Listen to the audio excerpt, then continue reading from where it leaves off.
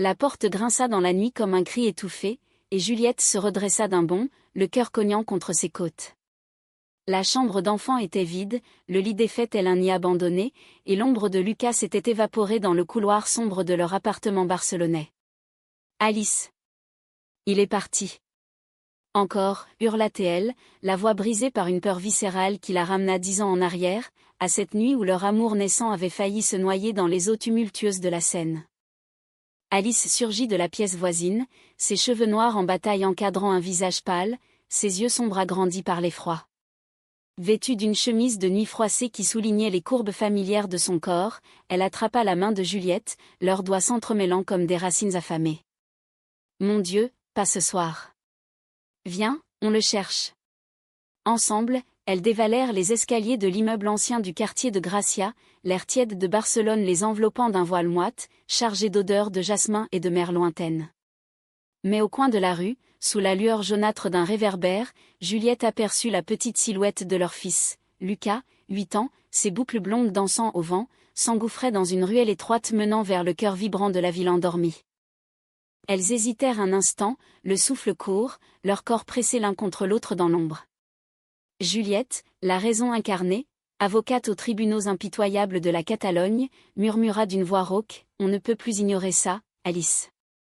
Il disparaît chaque nuit depuis des semaines. Et si c'était à cause de nous ?» Alice, l'artiste peintre dont les toiles capturaient les âmes tourmentées des amants maudits, secoua la tête, ses lèvres tremblantes effleurant l'oreille de Juliette. « Non, ma chérie. C'est un enfant curieux, comme toi quand tu fuyais les réunions familiales pour danser dans les cabarets parisiens. On le suit, discrètement. Pour lui, pour nous. » Elles s'élancèrent, leurs pas feutrés sur les pavés irréguliers, le bruit distant des vagues de la Méditerranée se mêlant au battement de leur cœur. Barcelone, cette amante capricieuse aux façades gothiques et aux balcons fleuris, semblait conspirer avec les ombres pour cacher leurs secrets. Juliette se rappelait encore le jour où elles avaient atterri ici, fuyant les regards inquisiteurs de la France provinciale pour embrasser la liberté effervescente de l'Espagne post-franquiste. Alice, avec son accent chantant du sud-ouest, avait vendu ses premières toiles dans les galeries de la Rambla. Juliette, originaire de Lyon, avait décroché un poste au barreau, plaidant pour les droits des unions civiles naissantes.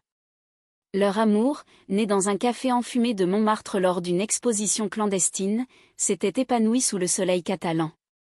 Elles avaient adopté Lucas, orphelin d'une mère toxicomane, via une procédure ardue qui avait testé leur engagement comme un feu purificateur. À 8 ans, il était leur miracle, un garçon aux yeux verts hérité de Juliette, au rire espiègle rappelant les facéties d'Alice. Mais ces disparitions nocturnes avaient fissuré leur idylle. Les matins, Lucas rentrait les jours rosy, prétendant avoir rêvé éveillé dans le parc Güell, et elle feignait la crédulité, leurs regards se croisant dans un silence lourd de non-dits. Juliette, pragmatique jusqu'à l'os, avait commencé à noter les heures, minuit passé, retour aux aurores. Alice, plus intuitive, chuchotait des théories romantiques, peut-être un amour d'enfant pour une voisine. Mais au fond, la peur rongeait leurs nuits, transformant leurs étreintes en remparts fragiles contre l'inconnu. Ce soir-là, elles perdirent sa trace près de la Sagrada Familia, cette cathédrale inachevée comme leur propre famille. Juliette s'arrêta net, essoufflée, et attira Alice dans un renfoncement. « Regarde-moi » ordonna-t-elle, ses mains encadrant le visage de sa compagne. Les lèvres d'Alice, douces et pleines, se posèrent sur les siennes dans un baiser fiévreux, un mélange de désespoir et de désir qui raviva les braises de leur passion. « Je t'aime, Juliette. Quoi qu'il arrive, on affrontera ça ensemble. Comme à Paris, quand on s'est juré fidélité sous la pluie. » Juliette hocha la tête, mais une ombre passa dans ses yeux, et si ce n'était pas un caprice d'enfant? Et si Lucas fuyait quelque chose de plus sombre, enfoui dans les recoins de leur union? Le lendemain, tandis que Lucas somnolait à l'école, Juliette fouilla sa chambre. Sous le matelas, elle trouva un carnet aux pages froissées, des dessins maladroits de 2 femmes enlacées sous un pont, des mots griffonnés en espagnol enfantin, secret de la nuit, maman qui pleure. Son estomac se noua. Alice, rentrée tôt de son atelier, la surprit, les yeux rougis par la fatigue. « Qu'est-ce que tu fais » demanda-t-elle, la voix à un murmure accusateur. Juliette brandit le carnet. « Il sait, Alice. Il sait pour nos doutes, nos disputes étouffées. On doit le suivre ce soir. Seul, toi et moi, comme au début.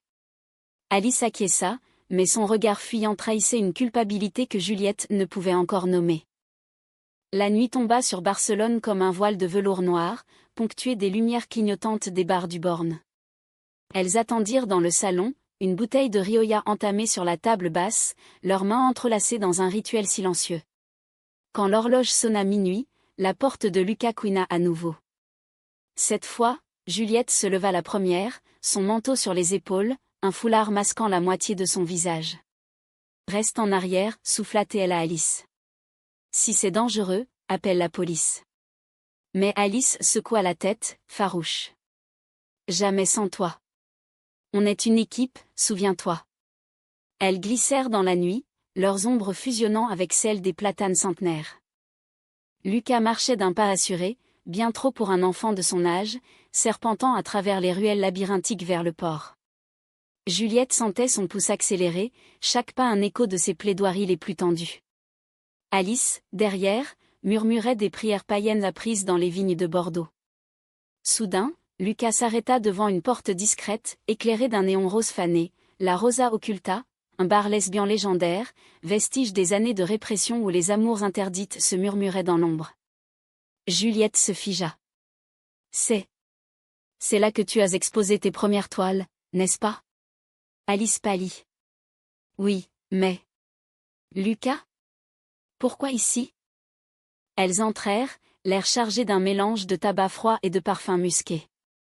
À l'intérieur, une poignée de femmes d'un certain âge, aux cheveux grisonnants et au rire rauque, entouraient une table.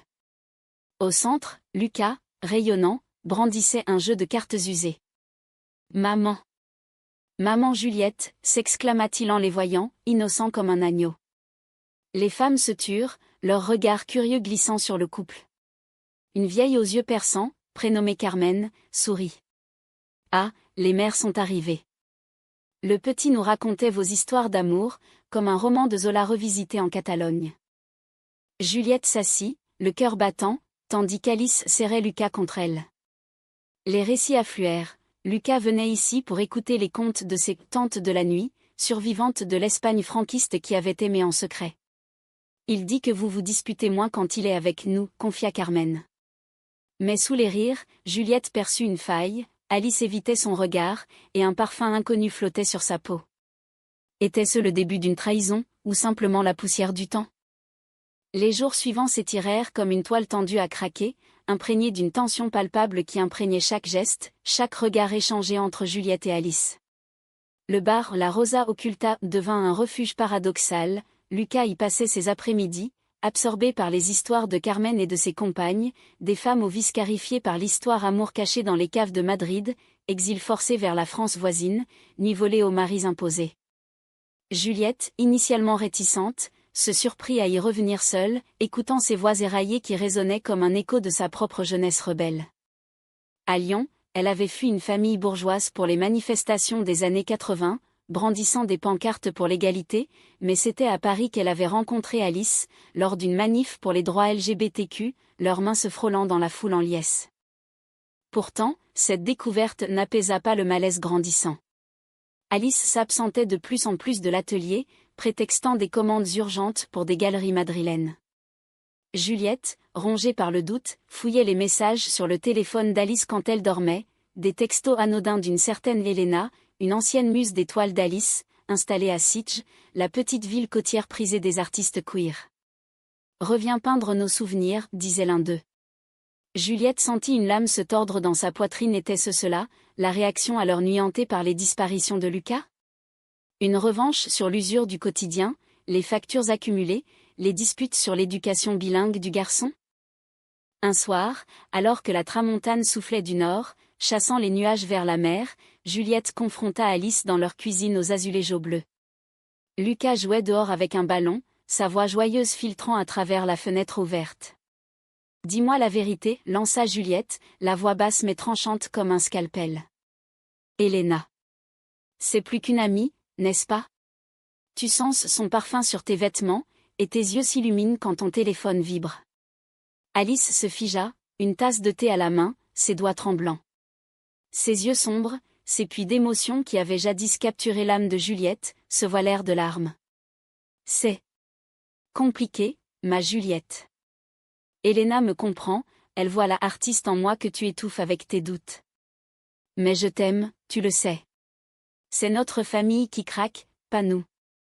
Les mots tombèrent comme des pierres dans un lac stagnant, ridant la surface de leur intimité. Juliette recula, blessée, le souvenir de leur premier baiser sous un pont de la Seine, la pluie ruisselant sur leur visage, leur corps se pressant dans une urgence vitale se heurtant à cette trahison naissante. Et Lucas ? Il disparaît pour nous échapper, et toi, tu t'échappes dans les bras d'une ombre du passé. C'est ça, ton romantisme français ? Alice s'approcha, ses mains effleurant les bras de Juliette, un geste qui autrefois allumait des feux, mais qui maintenant ne faisait que consumer. Pardonne-moi. C'est une faiblesse, pas une faim. Allons à la plage ce soir, comme au début, quand on marchait pieds nus à Collioure, parlant d'avenir jusqu'à l'aube. Elles y allèrent, malgré tout, traînant Lucas qui bâillait déjà. La plage de la Barceloneta s'étendait, sable doré sous la lune gibbeuse, les vagues murmurant des secrets millénaires. Lucas courut vers l'eau, éclaboussant l'écume, tandis qu'Alice et Juliette s'assirent sur un plaid usé, leurs épaules se touchant. « Rappelle-toi notre voyage en Andalousie, murmura Alice, sa voix un filet de soie. Les oliveraies, nos corps enlacés sous les étoiles, promettant de ne jamais laisser le monde nous briser. Juliette hocha la tête, mais son esprit vagabondait vers le carnet de Lucas, des dessins d'elles deux, séparés par une silhouette floue Elena. La jalousie, ce poison lent, s'insinuait, transformant l'amour en champ de mine. Les nuits de Lucas reprirent de plus belle, mais maintenant, Juliette le suivait seule, laissant Alice à ses mystères. Une semaine plus tard, sous un ciel étoilé parsemé de constellations catalanes, elle le vit bifurquer non vers le bar, mais vers les remparts du parc de la Ciutadella. Le cœur serré, elle se cacha derrière un buisson de lauriers, observant son fils s'asseoir sur un banc de pierre, attendant. Quelqu'un. Une femme émergea de l'ombre, pas Carmen, mais une silhouette élancée, la trentaine, aux cheveux courts teints en rouge feu, un tatouage de rose épineuse sur le cou. Elena. Elle s'assit près de Lucas, lui tendant un esquisse de carnet, et ils rirent doucement, complices. Juliette sentit le monde basculer. Était-ce une coïncidence cruelle, ou Alice avait-elle impliqué leur fils dans son adultère ? Elle rentra chez elle en trombe, claquant la porte si fort que les voisins cognèrent au mur. Alice, surprise en train de trier des pinceaux, leva les yeux. « Où est Lucas ? Il n'est pas avec toi ?» Juliette explosa, les mots jaillissant comme un torrent. « Avec Elena. Ton amante, qui corrompt notre enfant avec ses croquis. Comment as-tu pu ?» Alice blêmit, puis s'effondra en sanglots. « Non. Lucas l'a trouvé par hasard, au marché. Il voulait un cadeau pour toi, un portrait. Je l'ai revu, oui, mais seulement pour clore le chapitre. Juliette, écoute-moi. » La dispute s'enflamma, leur voix montant en crescendo, écho des passions vives des amants de Colette. Juliette hurla ses peurs, la peur de perdre Alice à la routine, de voir leur famille se dissoudre comme du sel dans l'eau de mer. Alice riposta, accusant Juliette de froideur, de plaidoirie qui laissait peu de place à l'âme. Lucas rentra au milieu du chaos, les yeux écarquillés, et se blottit entre elles, pleurant. « Arrêtez. J'allais pas loin. J'aime juste écouter les histoires, comme vous vous aimez. » Ces mots, si purs, figèrent le temps. Elles se turent, leurs bras enserrant l'enfant, mais la brèche était ouverte, béante. Au bar, le lendemain, Carmen les convoqua. « Le petit nous a tout dit. Il sent votre amour vaciller, comme un bateau sans gouvernail. » Les femmes âgées partagèrent leur propre trahison, amour volé, pardon arraché aux cendres. Juliette écouta, le cœur en miettes, réalisant que leur histoire n'était pas unique, mais tissée dans le grand roman humain de l'amour queer. Pourtant, le soir venu, elle surprit Alice au téléphone. « Viens ce week-end, Elena. On doit parler, pour de bon. » La trahison se confirmait, un poignard dans le dos, et Juliette, pour la première fois, envisagea la fuite non pas avec Lucas, mais seule, vers les collines de Provence où elle avait grandi. Mais l'amour, ce feu français indomptable, la retint. Elle décida de suivre non plus Lucas, mais Alice, vers ce week-end fatidique à Sitges. La route sinueuse le long de la côte, bordée de pins parasols, miroitait sous le soleil impitoyable. Juliette gara la voiture à distance, son chapeau enfoncé sur les yeux, et s'approcha de la petite maison blanche face à la mer. Par la fenêtre ouverte, elle vit Alice et Elena, enlacées sur un canapé, leurs lèvres se frôlant dans un baiser hésitant.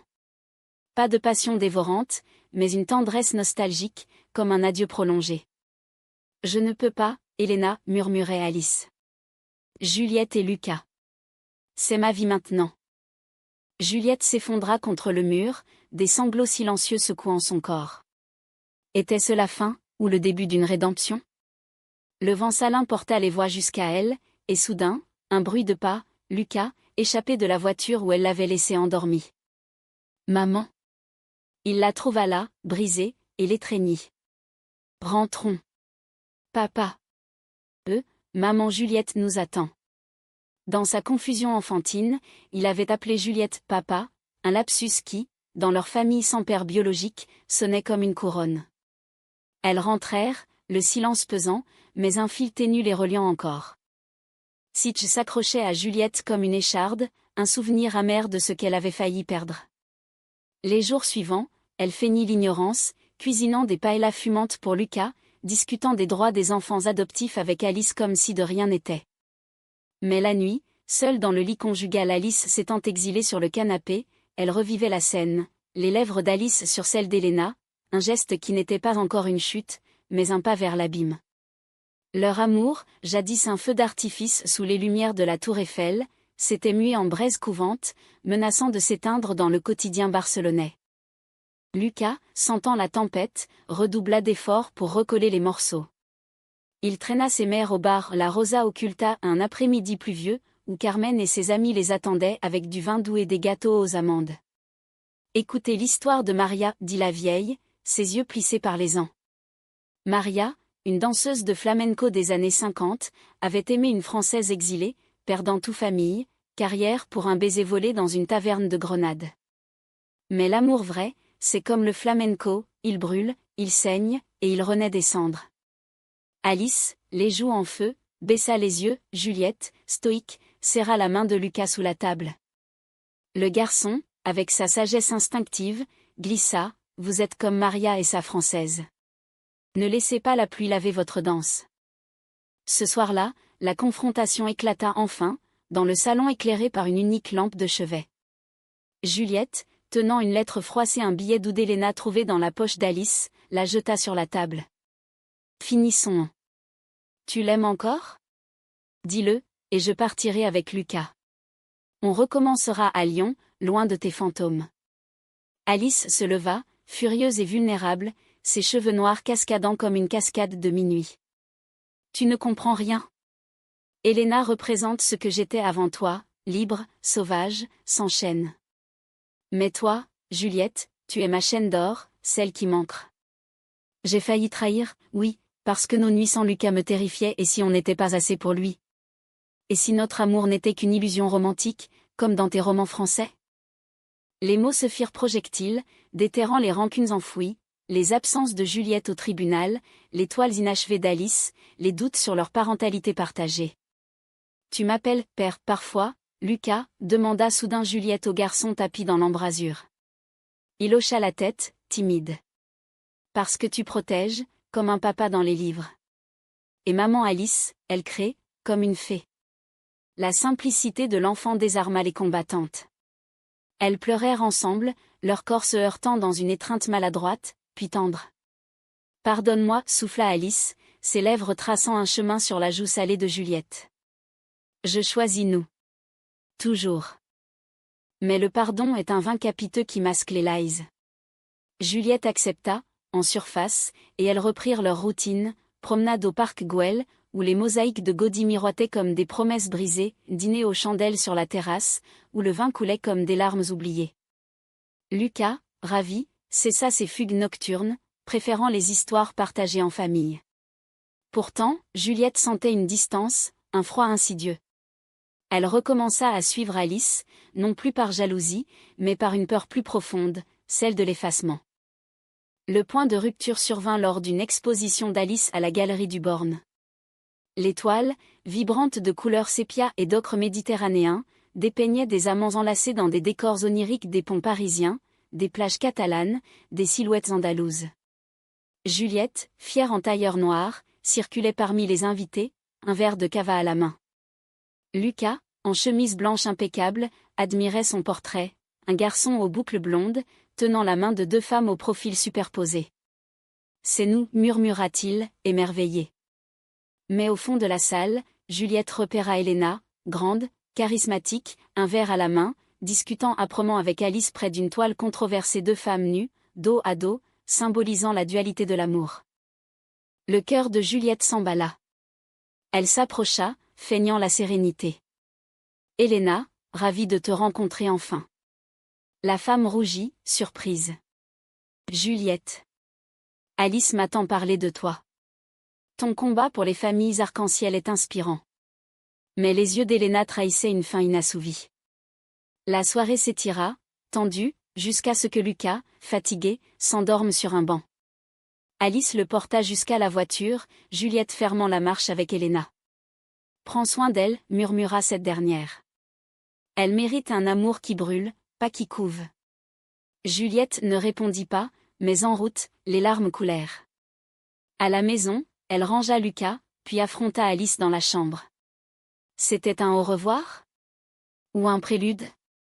Alice s'effondra à genoux, les mains sur le visage. Un prélude à la fin, peut-être. Je ne sais plus qui je suis sans toi, mais avec toi, je m'étouffe. Nos disparitions, celles de Lucas, les miennes sont des cris pour de l'air. Juliette, dévastée, s'agenouilla à son tour, leurs fronts se touchant. Alors, respirons ensemble. Ou laissons partir. La nuit s'alourdit de silence, ponctuée de souvenirs, leur voyage de noces à Biarritz, où elles avaient dansé nues sous la lune basque, la naissance symbolique de Lucas, quand elles avaient gravé leurs initiales sur un olivier en Provence. L'amour les liait encore, mais le fil s'effilochait, menaçant de rompre. Au petit matin, un appel de Carmen brisa la torpeur, « Venez au bar. Le petit a laissé un message pour vous. » Elles y coururent, main dans la main, le cœur suspendu. Sur la table, un dessin de Lucas, elles trois, unies sous un arc-en-ciel catalan, avec ces mots, « Ne disparaissez pas. Vous êtes ma nuit préférée. » Carmen expliqua, Lucas avait entendu leur dispute, et craignant la séparation, avait inventé les fugues pour les unir dans la poursuite. Les enfants sont des poètes, dit-elle. Ils nous enseignent l'amour avant qu'on l'oublie. Alice et Juliette se regardèrent, des larmes coulant, et s'embrassèrent là, devant les anciennes, un baiser profond, renouvelé, chargé de promesses. Mais la réconciliation fut fragile. Juliette, hantée par Helena, proposa une thérapie de couple chez une psychologue queer de l'Exemple. Les sessions, dans un cabinet aux murs tapissés de livres de Simone de Beauvoir, déterraient les racines, l'insécurité d'Alice face à la carrière fulgurante de Juliette, la peur de Juliette d'être reléguée au rôle de « mère provideur ». Lucas participait parfois, dessinant des familles recomposées, ses crayons coloriant les ombres en lumière. Petit à petit, la tendresse revint, des dîners improvisés, des caresses volées dans la cuisine, des nuits où leur corps se redécouvrait comme au premier jour. Pourtant, le destin, ce dramaturge cruel à la manière de Racine, réservait un coup final. Une lettre arriva d'Helena, non une déclaration, mais une confession. « Alice m'a tout dit de votre douleur. Je pars à Berlin, pour guérir. Prenez soin de votre flamme. » Juliette la lut à voix haute, et au lieu de rage, un rire libérateur jaillit. « Elle nous rend notre amour, dit-elle. » Alice, émue, l'attira contre elle. « Oui. Et Lucas nous le rappelle chaque jour. » L'été barcelonais s'annonçait, torride et généreux, avec ses marchés grouillants d'olives et de figues mûres, ses fêtes de quartier où les guitares flamenco pleuraient des amours contrariés. Juliette et Alice, rafistolées par les mots et les larmes, décidèrent de célébrer un voyage en famille vers les collines de Montserrat, là où les rochers dentelés veillaient sur les secrets des amants. Lucas, excité, empaqueta ses crayons, babillant sur les gardiens de la nuit qu'il imaginait dans les grottes. Dans la voiture, une vieille cite cabossée, Elles chantèrent des chansons françaises, La vie en rose pour Alice, Ne me quitte pas pour Juliette, leurs voix se mêlant dans une harmonie fragile mais vraie. Au monastère, sous le regard impavide de la Vierge noire, elles renouvelèrent leurs vœux, non devant un prêtre, mais face à la montagne éternelle. Je te choisis, dans les disparitions et les retours, murmura Juliette, glissant une bague d'argent gravée d'une rose occulte symbole du bar, de leur résilience. Alice, les yeux brillants, répondit, et moi, je peindrai notre histoire, pas comme une tragédie, mais comme un roman vivant. Lucas, tenant leurs mains, ajouta, moi aussi, je dessinerai. Pour que la nuit ne nous prenne plus. Ce moment, suspendu dans l'air pur des sommets, c'est là leur pacte, plus de secrets, plus de fugues intérieures. De retour à Barcelone, la vie reprit son cours, enrichie d'une profondeur nouvelle. Juliette intégra le bar dans sa routine, plaidant pro bono pour les droits des anciens, inspirée par Carmen qui, un soir, lui confia son propre regret, une amante perdue à la guerre civile, dont le fantôme avait hanté ses nuits. L'amour lesbien, c'est comme le vin de Priorat, âpre au début, divin à la fin, dit-elle. Alice, de son côté, organisa une exposition thématique, Nuit catalane, où ses toiles dépeignaient non plus la solitude, mais l'union des mères arc-en-ciel guidant leurs enfants vers l'aube. Lucas grandissait, ses fugues nocturnes devenues des légendes familiales, contées autour de la table avec rire et câlin. À 8 ans et demi, il posa sa première question profonde, pourquoi on s'appelle famille sans papa? Juliette et Alice échangèrent un regard complice. Parce que l'amour n'a pas de genre, mon trésor, répondit Alice. Comme dans les histoires de Carmen, 2 cœurs suffisent pour en faire 3. Il hocha la tête, satisfait, et s'endormit paisiblement, sans ombre pour l'emporter. Pourtant, l'humain étant ce qu'il est faillible, passionné, des échos de l'orage persistaient. Un soir d'automne, Juliette surprit Alice devant un miroir, essuyant une larme furtive. « Quoi encore » demanda-t-elle, alarmée. Alice se tourna, vulnérable. Un cauchemar. Elena revenue, nous séparant. Mais c'était un signe, on doit voyager, se ressourcer. Elles partirent donc à Paris, laissant Lucas chez Carmen pour une semaine. La ville lumière les accueillit comme une amante prodigue, promenade le long de la Seine, où elles s'étaient embrassées jadis, dîner aux chandelles dans des bistrots de Saint-Germain, où les mots coulaient comme du champagne. Sur le pont des Arts, cadenas brisé par la mairie mais réinventé dans leur cœur, Juliette s'agenouilla. Non pour une demande, mais pour une promesse. Alice, ma muse, ma tempête, changeons ensemble. Pas de disparition, que des apparitions. Alice rit, des larmes perlant, et l'embrassa sous les lumières scintillantes. Oui, ma raison, mon feu. À jamais. De retour en Espagne, la famille se transforma irrémédiablement. Lucas, inspiré, commença un journal illustré, Les nuits de ma famille, page remplie de dessins où les ombres dansaient en lumière. Juliette, promue à un poste de juge aux affaires familiales, devint une voix pour les unions comme la leur. Alice exposa à l'international, ses toiles portant le sceau de leur résilience. Et le bar La Rosa Occulta devint leur sanctuaire, où chaque nuit, au lieu de disparition, naissaient des connexions amour naissantes, pardon murmuré, histoire partagée.